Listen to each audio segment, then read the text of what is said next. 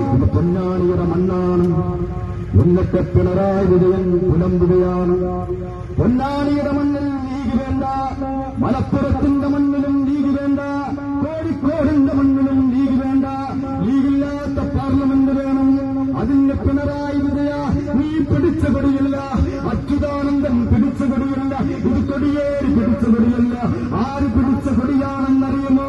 അനേകായിരം പൂർവ്വസൂരികൾ പടുത്തുയർത്തിയ ഹരിതചന്ദ്രാങ്കിത വർണ്ണ പതാക ഈ രാജ്യത്തിന്റെ മണ്ണിലേക്ക് ചുവന്ന പൂക്കളായി പിടഞ്ഞു വീണ രാജീവ് ഗാന്ധി എന്ന മഹാരഥന്റെ കൈവെള്ളയിലൂടെ കടന്നു വന്ന ത്രിവർണ്ണ പതാകയും നെഞ്ചോട് ചേർത്ത് പിടിച്ചുകൊണ്ട് ഐക്യജനാധിപത്യ മുന്നണിക്ക് ഈ പൊന്നാനിയുടെ മണ്ണിൽ ഒരു സ്ഥാനം നൽകിയ പെങ്ങളെ നന്ദിയുണ്ട്.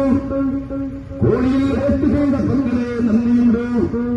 കോഴിയുടെ അടയാളം മാത്രമല്ല, ജന്മിമാരുടെ മാതന്മാരുടെ അടിച്ചമർത്തലുകളിൽ നഷ്ടപ്പെട്ടുപോയ ഒരു സമൂഹത്തെ ഉയർച്ചയുടെ പാതാവിലേക്ക് പടിയേറാൻ സഹായിച്ച ആദർശത്തിന്റെ അടയാളമാണ് കോഴി.